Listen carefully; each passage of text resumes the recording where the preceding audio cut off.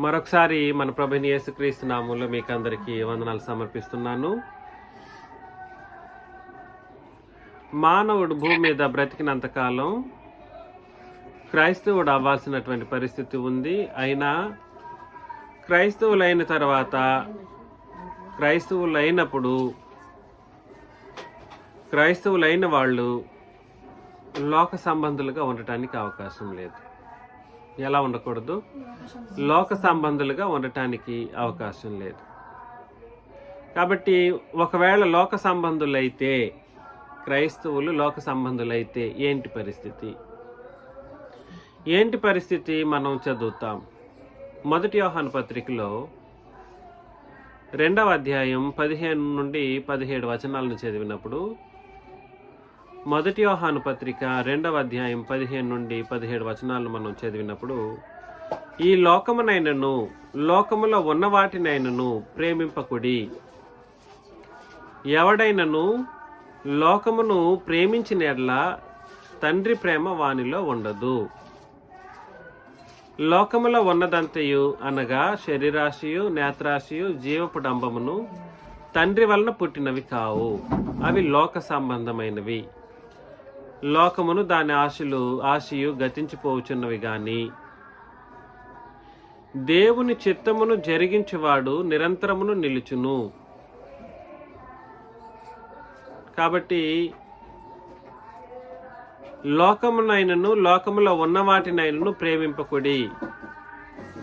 సంఘంలో చేర్చబడిన తర్వాత లోకాన్ని, లోకములో ఉన్న వాటిని మనం ఏం చేయకూడదు? ప్రేమించకూడదు. ఎవడైనను లోకమును ప్రేమించిన యెడల తండ్రి ప్రేమ వానిలో నుండి ఉంటుందా? ఎవరైనా కూడా సరే లోకాన్ని ప్రేమించిన యెడల లేదా లోక సంబంధులైతే వాళ్ళతో వాళ్ళు సంఘంలో చేర్చబడినప్పటికీ కూడా సరే తండ్రి ప్రేమను పొందుకోలేరు.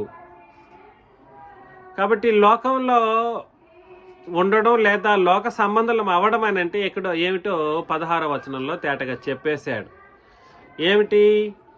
లోకములో ఉన్నదంతయు అనగా శరీరాశయు, నేత్రాశయు, జీవపు డంబమును తండ్రి వలన పుట్టినవి కావు. అవి లోక సంబంధమైనవి. కాబట్టి 3 ముఖ్యమైనటువంటి మాటలు చెప్పాడు. లోక సంబంధమైనవి ఏంటేంటివి? శరీరాశ, నేత్రాశ, జీవపు డంబం. ఈ 3 ఎవరిలోనైతే ఉంటుందో వీళ్ళందరూ కూడా సరే వీళ్ళు ఎలాంటి వాళ్ళు? లోక సంబంధులు. లోక సంబంధాల మీద దేవుని ప్రేమ అనేది ఉండదు. లోక సంబంధాల మీద ఏముండదు? దేవుని ప్రేమ ఉండదు. లోకమును దాని ఆశయు గతించిపోవచ్చున్నవి, కానీ దేవుని చిత్తమును జరిగించువాడు నిరంతరమును నిలుచును అని అన్నాడనమాట. కాబట్టి లోకం, దాని ఆశలు, లోక సంబంధమైనవన్నీ కూడా సరే ఏమైపోతాయి? గతించిపోతాయి అని అంటే అర్థం ఏమిటనంటే అవి శాశ్వతంగా ఉండవు. ఒకటి, దాన్ని ప్రేమించిన వాళ్ళు ఎక్కడికి వెళ్ళిపోతారని అర్థం అంటే మరణంలోకి వెళ్ళిపోతారు, లేదా శాశ్వత మరణంలోకి దిగజారుకుంటారు, అనగా నరకంలో వెళ్ళి పడిపోతారు అని అర్థం అన్నమాట.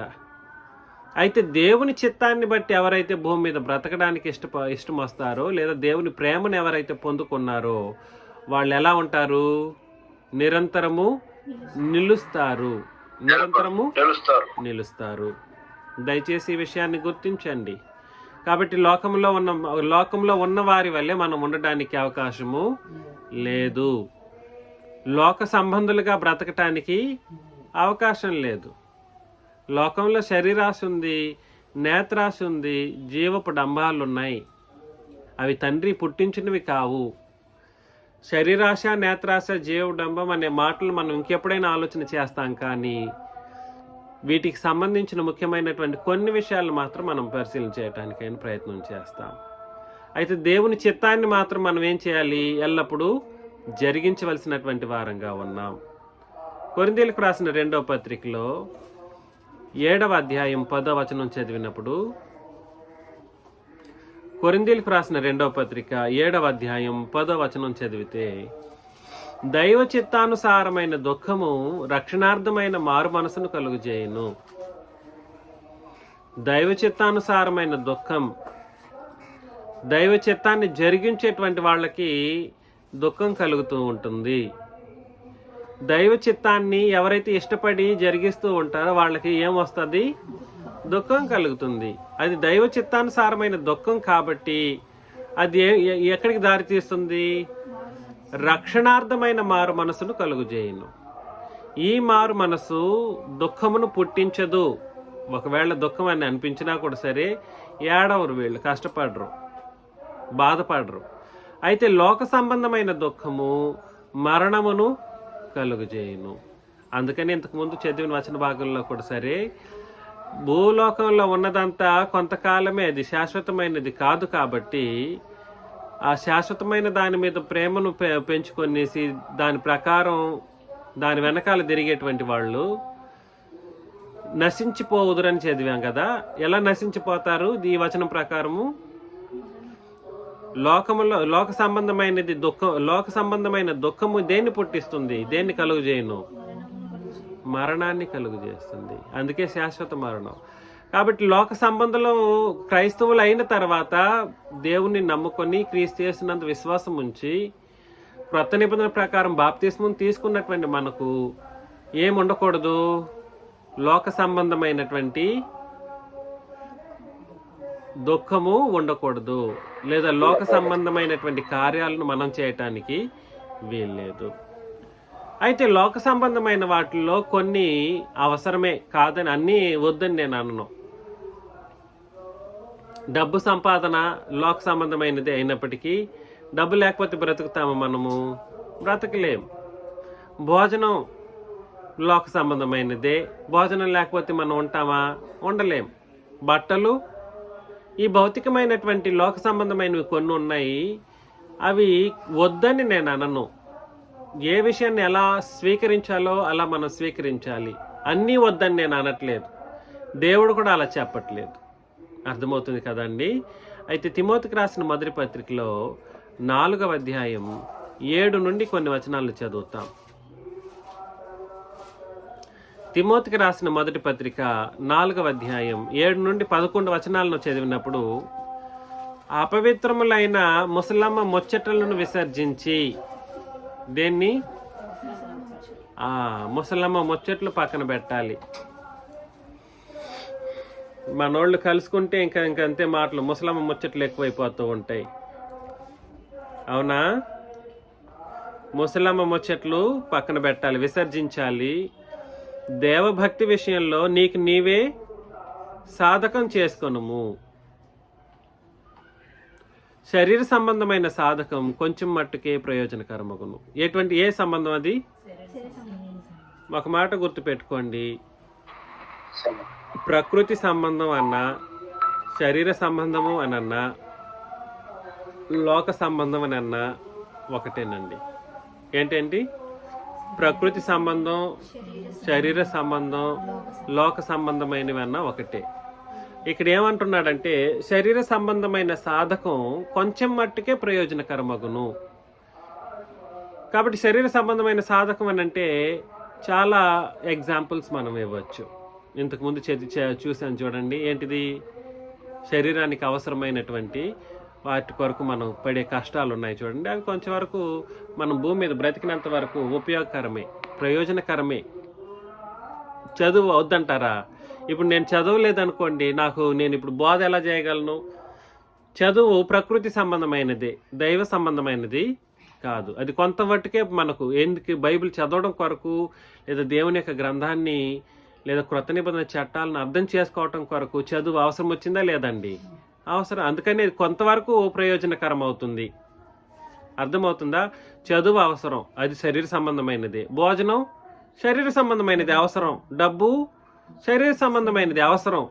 ఇల్లు శరీర సంబంధమైనది అవసరం. ప్రతి ఒక్కరికి ఇల్లు లేకుండా మనం ఎలా బ్రతకగలం? బ్రతకడానికి కుదరదు. కాబట్టి నేను ఏం చెప్పడానికి ప్రయత్నం చేస్తున్నానంటే, శరీర సంబంధమైన సాధకం కొంచెం మట్టుకే ప్రయోజనకరమవును కానీ దైవభక్తి ఇప్పటి జీవం విషయంలోనూ రాబో జీవం విషయంలోనూ వాగ్దానముతో కూడినదైనందున అది అన్ని విషయంలోనూ ప్రయోజనకరమగును. కాబట్టి మనం లోక సంబంధంగా బ్రతకడం అని అంటే దాని అర్థం వేరు. అది శరీరాశ, నేత్రాశ, జీవపు డంబం అనే నశించిపోయే వాటి మీద మనం వెనకాల తిరుగులాడడం, అంటే దేవుణ్ణి కంప్లీట్గా దూరం పెట్టేసి వాటి వెనకాల తిరగడం, దాని గురించి అక్కడ చెప్పాడు. కానీ అన్నీ సంపూర్ణంగా వద్దని కాదు దాని ఉద్దేశం. ఏది ఇక్కడ చెప్తున్నటువంటి శరీర సంబంధమైన సాధకం అంటే ఏమిటో, దాని యొక్క వాస్తవికత ఏమిటో మనకు తెలియజేయడం మనం గమనిస్తూ ఉన్నాం. కాబట్టి దైవభక్తి అయితే ఇప్పటి జీవం విషయంలోనూ రాబో జీవం విషయంలోనూ వాగ్దానంతో కూడినదైనందున అది అన్ని విషయముల్లో ప్రయోజనకరం. కాబట్టి మనం ముఖ్యంగా ధ్యానించవలసింది ఏమిటంటే దైవ చిత్తానుసారమైన దేవుని సంబంధమైనటువంటి విషయాలను ఎక్కువగా మనం ధ్యానిస్తూ భూమి మీద బ్రతకవలసినటువంటి వారంగా ఉన్నాం. దైవ భక్తి ఈ భూమి మీద బ్రతకడానికి ఉపయోగపడుతుంది. అదేవిధంగా రాబో యుగములోనూ బ్రతకడానికి అది మనకు అన్ని విషయంలోనూ ప్రయోజనకరంగా ఉంటుంది. ఈ వాక్యము నమ్మదగినదియు పూర్ణాంగీకారమునకు యోగ్యమునై ఉన్నది. మనుషులకందరికీ రక్షకుడును, మరీ విశేషముగా విశ్వాసులకు రక్షకుడునైన జీవముగల దేవుని యందు మనము నిరీక్షణ ఉంచి ఉన్నాము గనుక ఇందు నిమిత్తము ప్రయాసముతో పాటుపడుచున్నాము. ఈ సంగతులను ఆజ్ఞాపించి బోధించుము అని అన్నాడనమాట.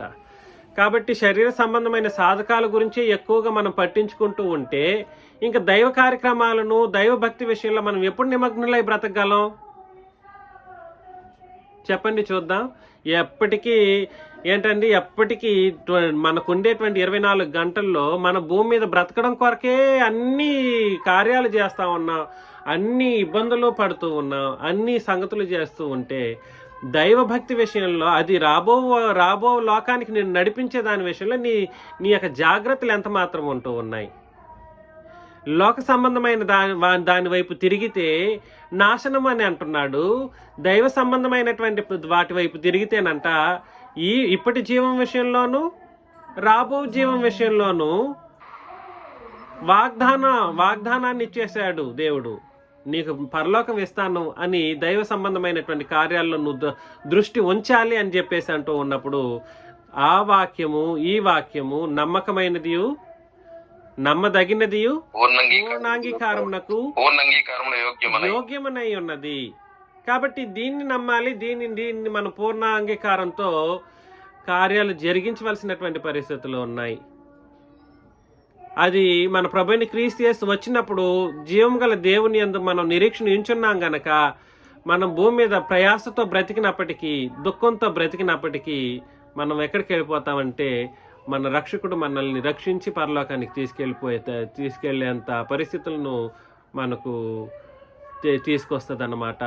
ఈ సంగతులను ఆజ్ఞాపించి బోధించుము అని అన్నాడు అనమాట. కాబట్టి ఏం చెప్పడానికి ప్రయత్నం చేస్తున్నానంటే అపవిత్రములైన ముసలమ్మ ముచ్చట్లను మనం ఏం చేయాలి? విసర్జించాలి. ఇంతకీ అపవిత్రమైన ముసలమ్మ ముచ్చట్లు అంటే ముసలోళ్ళు మాట్లాడే దాని గురించి కాదు ఇక్కడ మాట్లాడుతున్నది. మరలా నేను ఆ మాటను అన్నందుకు ముసలమ్మ ముచ్చట్లు అని అంటే ఇంకేదేదో మాట్లాడడం కాదు. ముచ్చట్లు అంటే క్రొత్త నిబంధన చట్టం ఒక ప్రత్యేకమైన నిర్వచనాన్ని తెలియజేసింది. ముచ్చట్లు అనగానేమిటి? ఏమిటి ముచ్చట్లు? తిమోతికి రాసిన మొదటి పత్రికలో 1వ అధ్యాయం 3 నుండి 7 వచనాలను చదివినప్పుడు, నేను మాసిదోనియాకు వెళ్ళుచుండగా సత్యమునకు భిన్నమైన బోధ చేయవద్దనియు. ముసలమ్మ ముచ్చట్లు అదండి, గుర్తుపెట్టుకోండి. ముసలమ్మ ముచ్చట్లంటే అపవిత్రమైనది, ఒక మనిషిని అపవిత్రపరిచేది ముసలమ్మ ముచ్చట్లు. అది ఏమిటో చెబుతున్నాడు. ఏమిటంటే సత్యమునకు భిన్నమైన బోధ ఏమిటి? ముసలమ్మ ముచ్చట. అదేవిధంగా కల్పనా కథలను, మితము లేని వంశావళులు ఎక్కడున్నాయి చెప్పండి చూద్దాం. పాత నిబంధన అనేది దేనికి సంబంధించింది? వంశావళులకు సంబంధించింది. ఒకడు ఇంకోటి పుట్టాడు, ఇంకోటి పుట్టాడు, అదే చెప్పుకుంటూ తిరుగుతూ ఉంటే అది నిన్ను పవిత్రత వైపు నడిపించింది, అపవిత్రత వైపు నడిపిస్తూ ఉంటుంది. ఎందుకంటే అక్కడ కొన్ని తప్పుడు కార్యాలు కూడా జరిగిపోయి ఉంటాయి. వాటినన్నిటినీ చదువుకుంటూ ఉంటే నీకు అపవిత్రత కలుగుతుంది అని చెప్పి మితము లేని వంశావళులను, తర్వాత విశ్వాస సంబంధమైన దేవుని ఏర్పాటుతో కాక వివాదములతోనే సంబంధం కలిగి ఉన్నవి గనుక వాటిని లక్ష్య పెట్టవద్దనియు, కొందరికి ఆజ్ఞాపించుటకు నీవు ఎఫెసులో నిలిచి ఉండవలెనని నిన్ను హెచ్చరించిన ప్రకారము ఇప్పుడును హెచ్చరించుచున్నాను. ఉపదేశ సారమేమనగా పవిత్ర హృదయం నుండి, మంచి మనస్సాక్షి నుండి, నిష్కపటమైన విశ్వాసము నుండి కలుగు ప్రేమయే ఉపదేశంగా ఉండాలి. కొందరు వీటిని మానుకొని తొలగిపోయి తాము చెప్పు వాటినైనను నిశ్చయమైనట్టు రూఢిగా పలుకు వాటినైనను గ్రహింపకపోయినను, నిశ్చయమైనట్టు రూఢిగా పలుకు వాటినైనను గ్రహింపకపోయినను ధర్మశాస్త్రోపదేశకులై ఉండగోరి నిష్ప్రయోజనమైన ముచ్చట్లకు తిరిగిరి. ముచ్చట్లు ఎప్పటికీ కూడా సరే ఎటువంటిది? నిష్ప్రయోజనమైనటువంటిది. అది అపవిత్రతను కలుగు చేయగలిగినది. అది ఎక్కువ ఎవరు అవుతారా అని అంటే ధర్మశాస్త్రోపదేశకులు అవ్వడానికి ఇష్టపడినటువంటి వాళ్ళు అయిపోతారన్నమాట. అంటే ధర్మశాస్త్రం లేదా పాత నిబంధన సంబంధమైనటువంటి సంగతులను బట్టి భూమి మీద బ్రతకడానికి ఎవరైతే ఇష్టపడతారో వాళ్ళు ఎంతకాలం ఏ దావీదుని గురించో ముచ్చట్లు చెప్తా ఉంటారు. వాళ్ళు ఎంతకాలం ఏ పాత నిబంధనలో సొలొమోను గురించే చెబుతూ తిరుగుతూ ఉంటారు. వాళ్ళకి వంశావళులు ఎంత చెడిపోయిందో చెబుతూ తిరుగుతూ ఉంటారు. అర్థమవుతుంది కదా నేను చెబుతున్నది? దాన్ని ఏమంటారంటే ముత్తాత కాలంలో ఉన్న వాటిని చెప్పుకుంటూ తిరిగి దాన్నే ఏమంటారు? ముచ్చట్లు అని అంటారు అనమాట. ముసలమ్మ ముచ్చట్లు అంటే ముసలోళ్ళు ఎప్పుడు కూడా సరే ఒక నువ్వెవరని అంటే వాళ్ళ పేర్లు, వాళ్ళ తాత పేర్లు, వాళ్ళ ముసలి తాతల పేర్లు ఇవన్నీ చెబితేనే కానీ వీళ్ళు ఎవరో గుర్తించలేని పరిస్థితి అన్నమాట. అట్లా ఉంటుంది ధర్మశాస్త్ర బోధకు సంబంధించిన విషయాలు కూడా. అర్థమవుతుంది నేను చెబుతున్నది? కాబట్టి ఒకటి ఏంటనంటే నెంబర్ 1 ఏమిటంటే శరీర సంబంధమైనటువంటి సాధకం అవసరమే. శరీర సంబంధమైనటువంటి సాధకంలో అది కొంతవరకే ప్రయోజనం అవుతుంది. కానీ ఈ శరీర సంబంధమైన సాధకాన్ని మనం ఉపయోగించి మనం ఏం చేయలేం. కొంతవరకు భూమి మీద బ్రతికినంత వరకే అది ఉపయోగపడుతుంది. కానీ అది అన్ని కాలాల్లో మనకు ఉపయోగపడదు. మరి ఏంటి అన్ని కాలాల్లో ఉపయోగపడేది అని అంటే దైవభక్తి లేదా దేవుని చిత్తానుసారంగా భూమి మీద బ్రతకడం అనేది అన్ని కాలాల్లోనూ మనల్ని ఏం చేస్తుంది?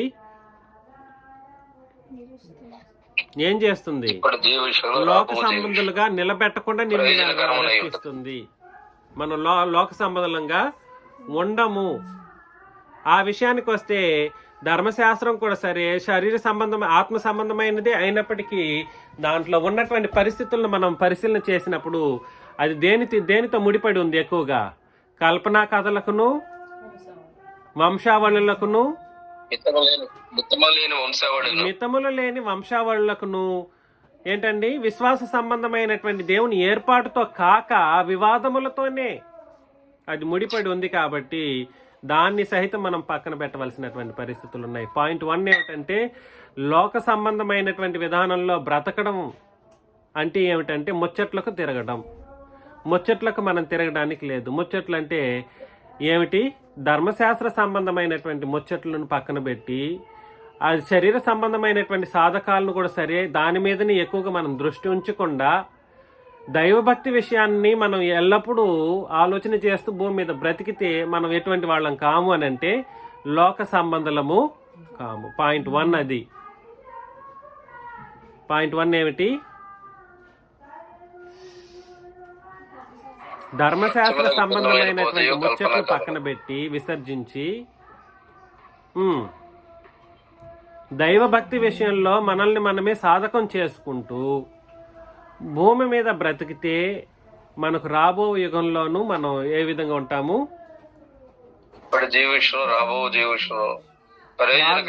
పొందిన వాళ్ళంగా లోక సంబంధం కాకై ఉంటాం. లోక సంబంధం కాకై ఉంటాం అన్నమాట. ఈ విషయాన్ని మీరు గుర్తుపెట్టుకోవాలి.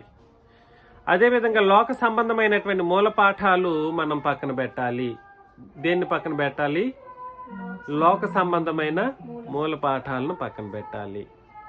లోకంలో ఏముందనంటే మూల పాఠాలు ఎక్కువ, తత్వజ్ఞానం ఎక్కువ. ఈ జ్ఞానము, ఈ మూల పాఠాలు ఇవన్నీ చాలా చాలా లౌకిక జ్ఞానం ఇట్లాంటివి ఎక్కువైపోతూ ఉన్నాయి నేడు ఈ మధ్యకాలంలో. కాబట్టి యేసుక్రీస్తుని అనుసరించేటప్పుడు ఈ మూల పాఠాలను పక్కన పెట్టకపోతే మనం అపవాది చెరలోకి వెళ్ళిపోయిన వాళ్ళం అవుతామని గ్రంథం క్రొత్త నిబంధన చట్టం హెచ్చరిస్తుంది. మూల పాఠాలను పక్కన పెట్టకపోతే ఎక్కడికి వెళ్ళిపోతారు? అపవాది చెరలోకి వెళ్ళిపోతారు. కాబట్టి కొలసీలకు రాసిన పత్రికలో 2వ అధ్యాయం 8వ వచనం చదివినప్పుడు, కొలసి పత్రిక 2వ అధ్యాయం 8, ఆయనను అనుసరింపక మనుషుల పారంపర్యాచారమును అనగా ఈ లోక సంబంధమైన మూల పాఠములను అనుసరించి, దేన్ని? ఈ లోక సంబంధమైన మూల పాఠములను అనుసరించి మోసకరమైన నిరర్ధక తత్వజ్ఞానము చేత మిమ్మల్ని చెరపట్టుకొని పోవాడు ఎవడైనా ఉండునేమో అని జాగ్రత్తగా ఉండుడి అని అన్నాడు అనమాట. అపవాది తన ఏజెంట్లను పంపిస్తూ ఉంటాడు నిన్ను చెరపట్టి తన రాజ్యంలోకి చేర్చుకోవటానికి. ఆ చెరపట్టేటువంటి విధానంలో అపవాది వాడే తంత్రమును ముఖ్యమైనది ఏమిటి అంటే తత్వజ్ఞానం. దేన్ని వాడతారు? తత్వజ్ఞానాన్ని వాడతారు. మీరు క్రీస్తుని ఆరాధన చేస్తారని అన్నారనుకోండి, ఏంటి తండ్రినే కదా ఆరాధన చేయాలని పాత నిబంధనకి వెళతాడనమాట. పాత నిబంధనలో ఒక వచనాన్ని చూపెట్టేసి తండ్రినే ఆరాధన చేయాలి, ఆ యేసుక్రీస్తే తండ్రిని ఆరాధన చేస్తాడని అంటే అది ఏమైపోతుంది? ఏమైపోతుంది?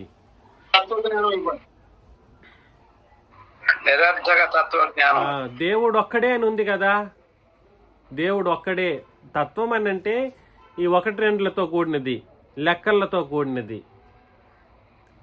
అవునా? లెక్కలకు సంబంధించింది. దేవుడు ఒక్కడే అని అన్నాడు అనుకోండి, ఇంక యేసుక్రీస్తు దేవుడిగా పిలువబడ్డానికి అవకాశం లేదు అన్నాడు అనుకోండి, మనుషులు ఏమైపోతారు? వచనం చూపిస్తాడు, దేవుడు ఒక్కడే అని వచనం చూపిస్తాడు. అప్పుడు మనుషులు ఏమైపోతారు? యేసు ప్రభు దేవుడు కాదని నమ్మాల్సిన అవసరం వస్తుందా? రాదా? వస్తుంది. అప్పుడు ఏమైపోతారంటే, అవును కరెక్టే కదా, ఇక్కడ వచనం చూపించాడు, ఈయన ఒప్పుకోవాల్సిన అవసరం ఉంది అన్నట్లుగా వెళ్ళిపోతారన్నమాట. కాబట్టి ఈ లోక సంబంధమైన మూల పాఠాల్లో ముఖ్యంగా ఉన్నది మొట్టమొదటిది ఏమిటంటే నిరర్ధక తత్వజ్ఞానం. ఈ తత్వజ్ఞానం వలన మనుషులు ఏం చేస్తారంటే తత్వాన్ని ఉపయోగించి మీ జుట్టు మగవాళ్ళ కాలర్లు పట్టుకొనేసి చెరబట్టి తీసుకెళ్ళిపోతారనమాట అపవాది చెరలోకి. అర్థమవుతుందా? కాబట్టి మనం దేన్ని వింటే లోక సంబంధం అయిపోతాము. ఈ లోక సంబంధమైన మూల పాఠాలను వింటే మనం ఏమైపోతామనంటే లోక సంబంధమైన వాళ్ళగా మారిపోతాం. లోక సంబంధం అయితే దేవుని ప్రేమ వాళ్ళ దగ్గర ఉండదు. వాళ్ళు నరకప్రాయులు, వాళ్ళు మరణంలోకి నెట్టివేయబడిన వాళ్ళు, ఇంకా శాశ్వతంగా వాళ్ళకి తిరుగుబాటు అనేది ఉండదు. అర్థమవుతుందా? అదేవిధంగా లోక సంబంధమైన మూల పాఠాల్లో ఒకటి నిరర్ధక తత్వజ్ఞానం అయితే మరొకటి లౌకిక జ్ఞానం. తత్వజ్ఞానం, లౌకిక జ్ఞానం.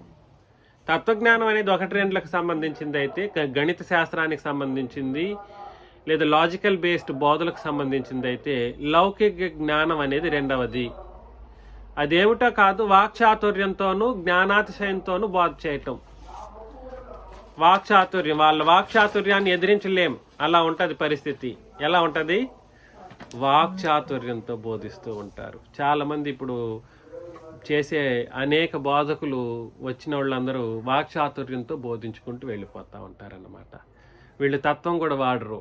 వీళ్ళ యొక్క వక్రీకరణలకు ఒక తప్పు చూపించే కోణంలో కూడా కనబడదు పరిస్థితులు.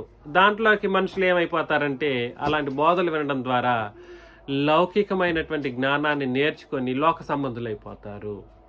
అర్థమవుతుంది కదండి? రెండవ ముఖ్యమైనది లౌకిక జ్ఞానం.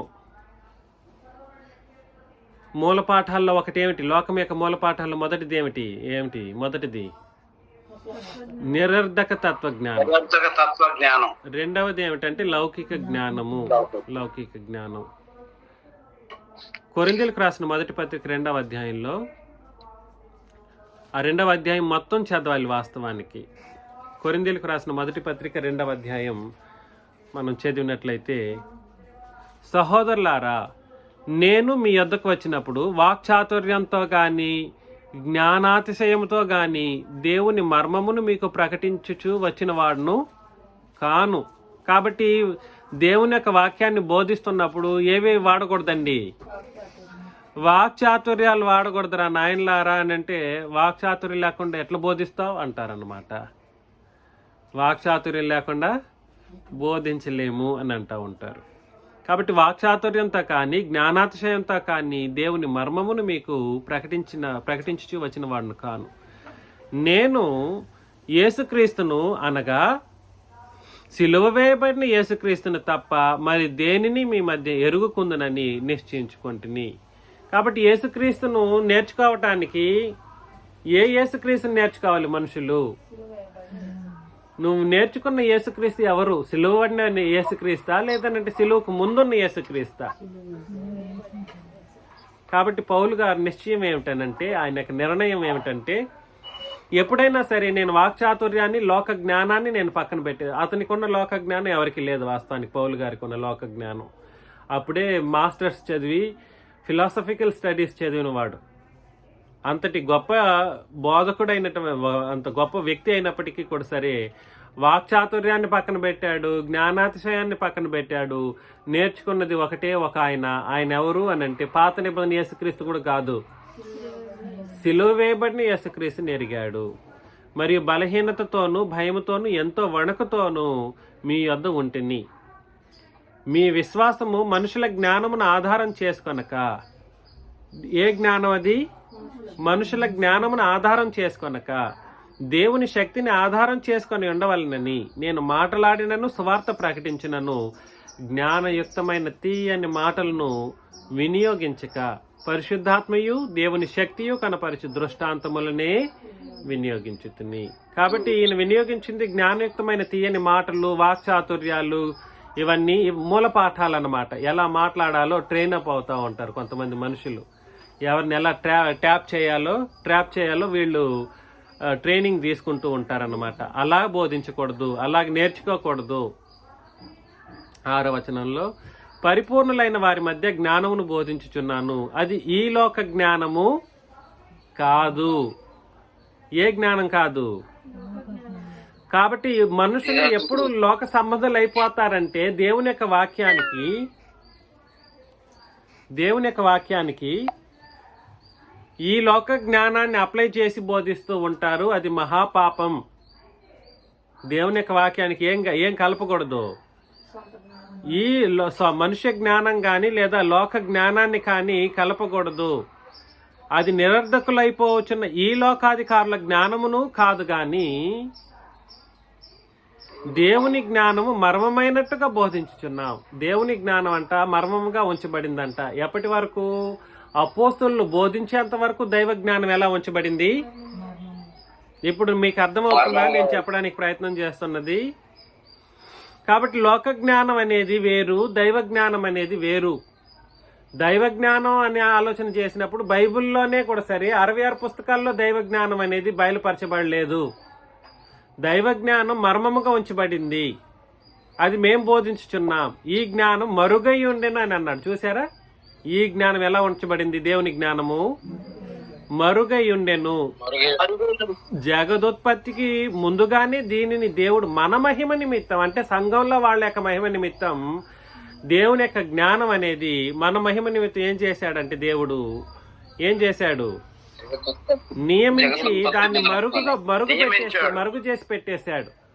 దేవుని యొక్క జ్ఞానాన్ని ఏం చేశాడు దేవుడు? అందుకని పాత నిబంధనలో మన మహిమ నిమిత్తమైనటువంటి దేవుని యొక్క లేఖన భాగాలు లేదనరా నాయనలారా అంటే ప్రతి ఒక్కడు అది లేకుండా బోధించలేమంటాడే.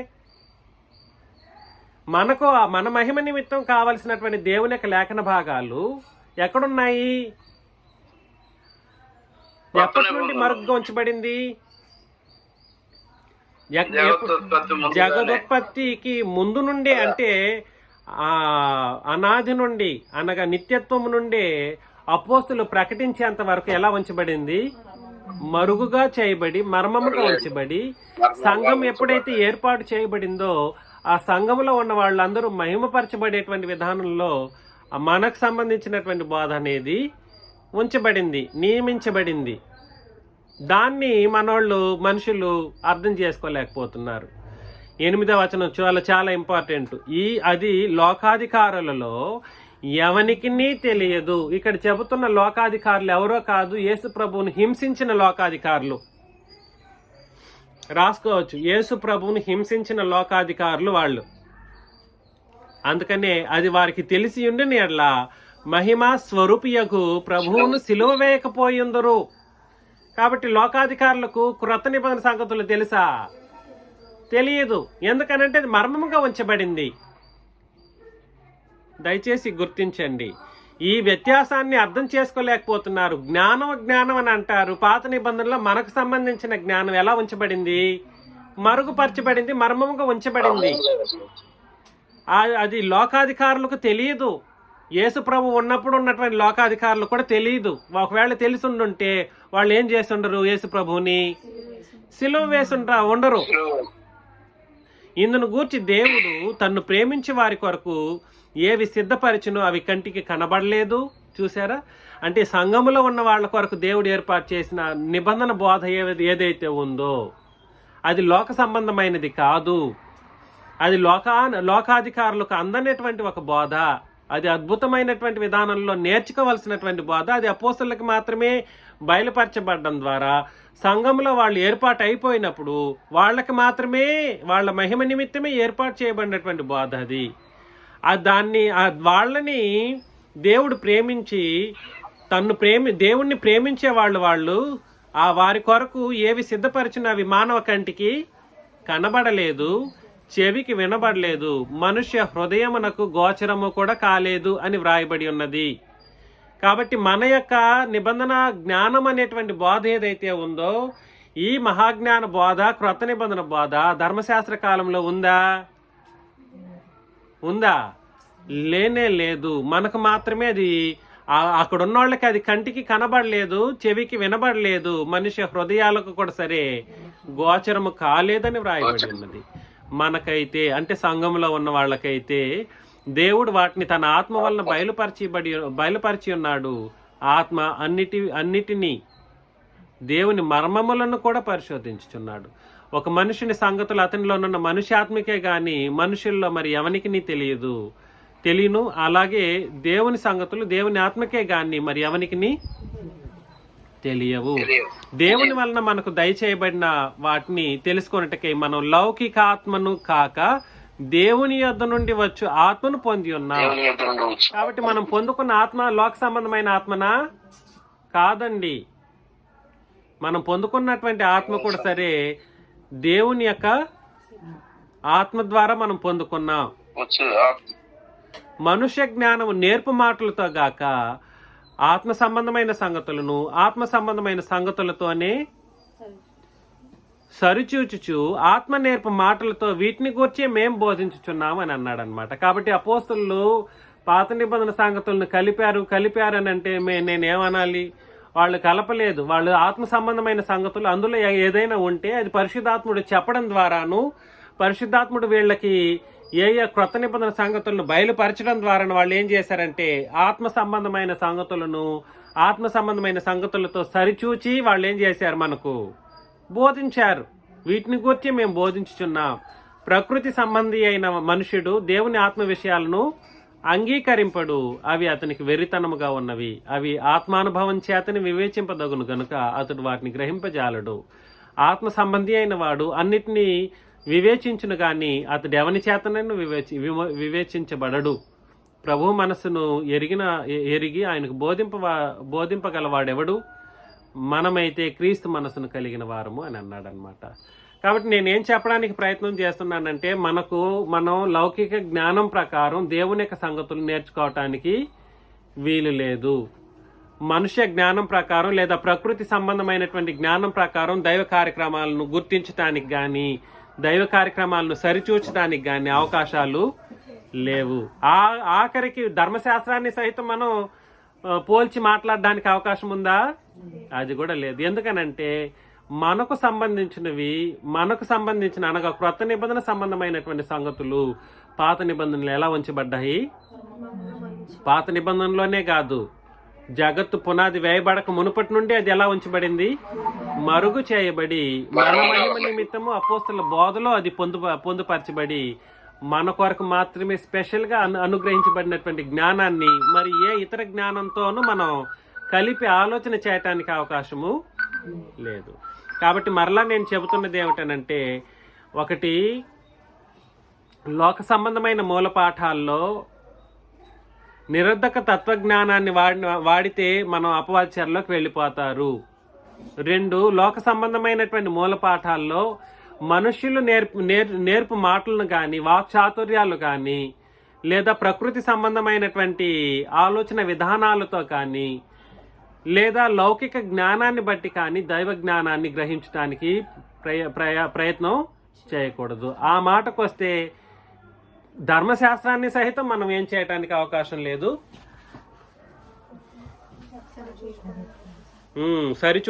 సరిచూడడానికి కానీ, సిలువ వేయబడిన యేసుక్రీస్తును గుర్తించడానికి నేర్చుకోవటానికి కానీ ప్రయత్నం చేయకూడదు. 3వది, మూలపాఠాల్లో 3వది, మనుషులందరూ వాడే మూలపాఠాల్లో 3వది ఏమిటంటే లోకాచారాలు వాడుతూ ఉంటారు. ఏమిటి? లోకాచారాలు. కొరింథీయులకు రాసిన మొదటి పత్రిక 9వ అధ్యాయంలో, కొరింథీయులకు రాసిన మొదటి పత్రిక 9:7 నుండి కొన్ని వచనాలు నేను చదువుతాను. ఎవడైనను తన సొంత ఖర్చు పెట్టుకుని దండులో కొలువు చేయునా? ఎవరన్నా చేస్తారా? ఎవడైనను తన సొంత ఖర్చు పెట్టుకొని దండులో కొలువు చేస్తాడా? ద్రాక్ష తోట వేసి దాని ఫలము తినని వాడేవాడు? మందను కాచి మంద పాలు త్రాగని వాడేవాడు? ఈ మాటలు లోకాచారమును బట్టి చెప్పుచున్నానా? ధర్మశాస్త్రము కూడా వీటిని చెప్పుచున్నది అని అన్నాడు. ఇక్కడ మనకు అర్థం అవ్వాల్సిన విషయం ఏమిటనంటే, ఈ ద్రాక్ష తోట వేసి దాని ఫలమును తినడం అనేది లోకాచారమా? ధర్మశాస్త్రం కూడా చెప్తుంది అన్నాడు. లేదా ధర్మశాస్త్రంగా మనం గుర్తించాలా? ఇది వచ్చిన గొడవ. ఇప్పుడు చూడండి, ఎవడైనను తన సొంత ఖర్చు పెట్టుకుని దండులో కొలువు చేస్తాడంటే కొలువు చేయుడు. అది లోకం చెబుతుంది, వాస్తవమే. అదేవిధంగా ధర్మశాస్త్రం కూడా చెప్తుంది, వాస్తవమే. ఆ విధంగా మనం గుర్తించాలనా? ఆ విధంగా గుర్తించకూడదు. మరొకసారి ఇంతకు ముందు చెప్పిన విషయాన్ని మరలా చెబుతున్నాను. అబద్ధం మాట్లాడకూడదు అనేటువంటి ఒక ఆజ్ఞను లోకం చెబుతుందా చెప్పదా? చెబుతుంది. అబద్ధం మాట్లాడకూడదు అన్నటువంటి ఒక ఆజ్ఞను ధర్మశాస్త్రం చెబుతుందా? చెబుతుంది. కానీ ఈ లోకం చెప్పిన దానికి, ధర్మశాస్త్రం చెప్పిన దానికి వ్యతిరేకంగా ఏమన్నా క్రొత్త నిబంధన చెబుతుందని అంటే చెప్పదు. అబద్ధం మాట్లాడకూడదని క్రొత్త నిబంధన కూడా చెబుతుంది. కాకపోతే మనకిచ్చినటువంటి నియమ నిబంధనల ప్రకారం మనం అబద్ధం మాట్లాడకూడదు అనేటువంటి ఒక ఆజ్ఞను లోకాచారం బట్టి జరిగించడానికి లేదు. ఎలా జరిగించడానికి వీలు లేదు? లోకం చెప్పింది కాబట్టి నేను అబద్ధం చెప్పను అని అనడానికి లేదు. అదేవిధంగా ధర్మశాస్త్రం అది కూడా ధర్మశాస్త్రం కూడా చెబుతుంది అనడానికి కూడా వీలు లేదు. నేను దేన్ని బట్టి అబద్ధం చెప్పట్లేదని అంటే, నాకు ఇచ్చిన నిబంధన నాకు చెప్పింది కాబట్టి, ధర్మశాస్త్రం బట్టి కాకుండా లోకానుసారంగా కాకుండా నా నిబంధన ఏదైతే చెప్పింది దాని ప్రకారం నేను అబద్ధాలు చెప్పట్లేదు అనే వాళ్ళు మాత్రమే క్రొత్త నిబంధనను తోచా తప్పకుండా పాటిస్తున్నారన్న అనే కోణంలో ఉంటున్నారని అర్థం అన్నమాట. ఏమైనా అర్థమైందా నేను చెప్పిన ఈ మాట మీకు? దొంగతనం అనేది చేయకూడదు. వాస్తవానికి లోకం చెప్తుంది దొంగతనం చేయమని చెప్తుంది, లోకం చెప్పదు. దొంగతనం చేస్తే వాళ్ళకి శిక్ష ఉందని లోకం చెప్పింది. ధర్మశాస్త్రం కూడా ఏం చెప్పింది? దొంగిలకూడదనేటువంటి ఒక ఆజ్ఞనిచ్చింది. కానీ మనం దొంగతనం చేయకూడదని దేని ప్రకారం జరిగిస్తున్నాం? అదే విషయమే ఇక్కడ కూడా చెబుతున్నది. ఎవడైనను తన సొంత ఖర్చు పెట్టుకొని దండులో కొలువు చేయనా? ద్రాక్ష తోట వేసి దాని ఫలము తినని వాడేవాడు? మందను కాచి మందపాలు త్రాగని వాడేవాడు? ఈ మాటలు లోకాచారమును బట్టి చెప్పుచున్నానా? ధర్మశాస్త్రం కూడా వీటిని చెప్పుచున్నది. కళ్ళెము త్రొక్కుచున్న ఎద్దు మూతికి చిక్కం పెట్టవద్దు అని మోషే ధర్మశాస్త్రంలో రాయబడి ఉన్నది. దేవుడు ఎడ్ల కొరకు విచారించుచున్నాడా? కేవలం మన కొరకు దీన్ని చెప్పుచున్నాడా?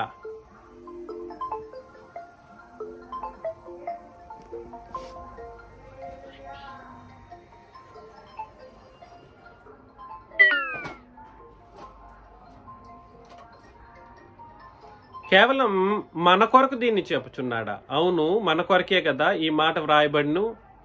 ఏలయనగా దున్నువాడు ఆశతో దున్నవలెను, కళ్ళెము త్రొక్కించువాడు పంటలో పాలు పొందుచున్నను, పాలు పొందుదునన్న ఆశతో త్రొక్కింపవలెను.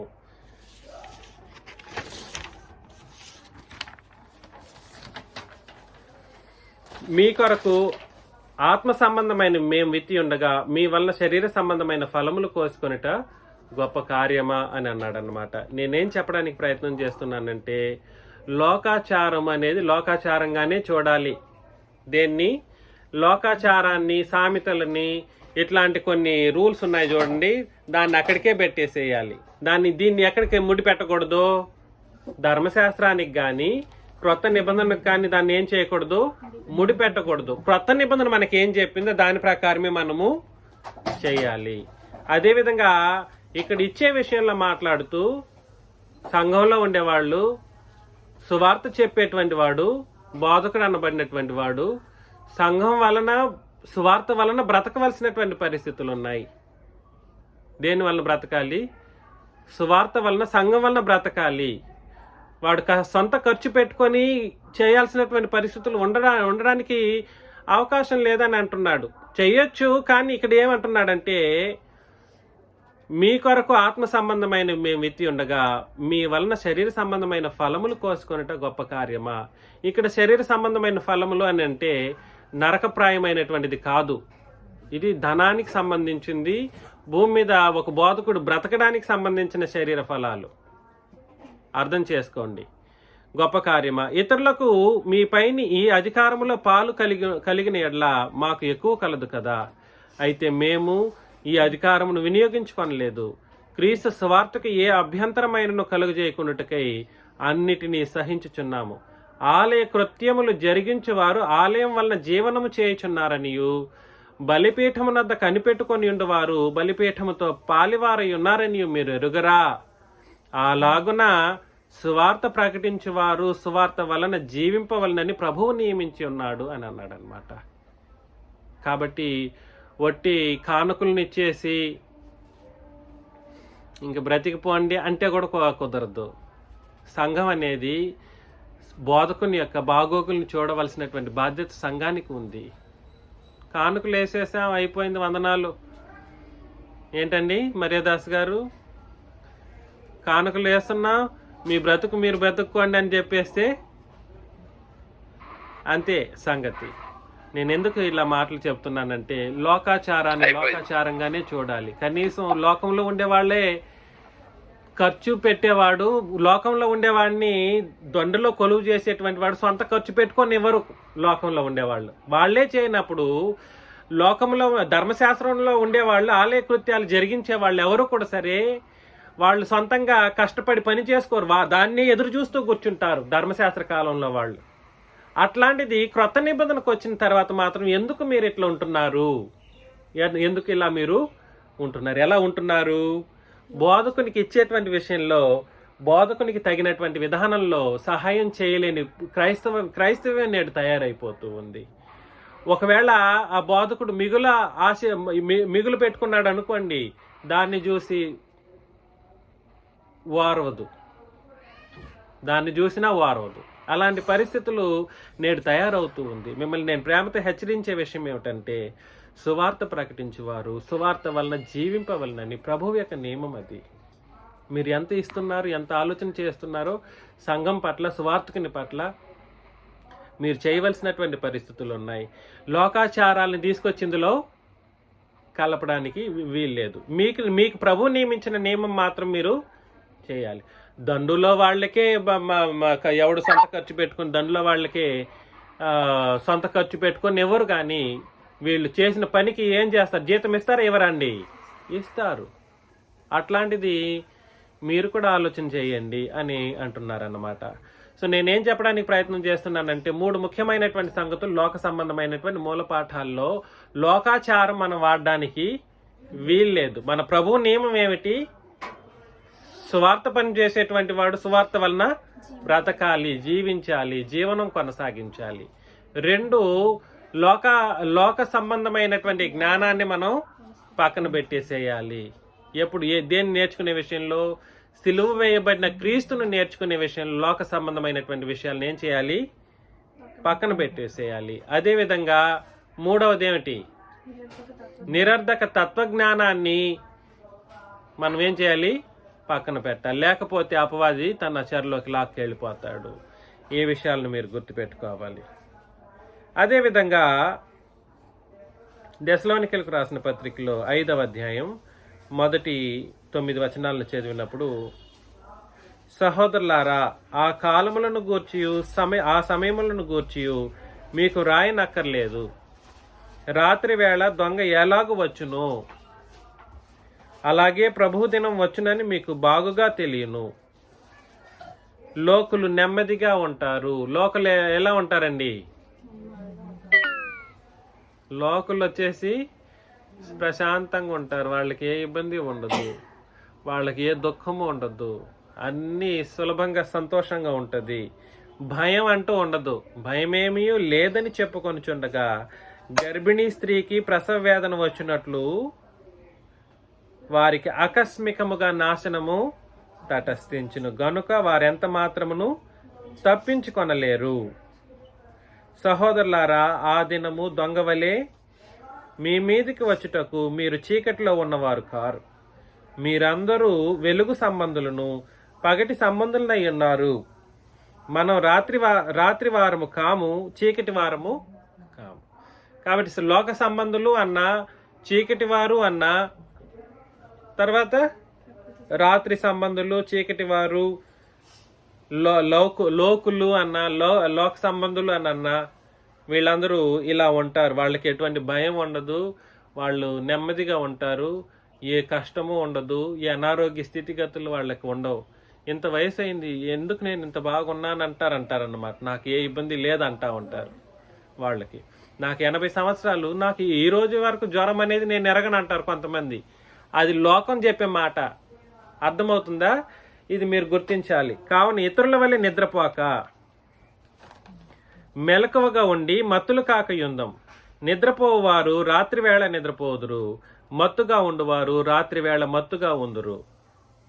మనము పగటివారమై ఉన్నాము గనుక మత్తులమై ఉండక విశ్వాస ప్రేమలను కవచము, రక్షణ నిరీక్షణయను శిరస్త్రానము ధరించుకొందుము.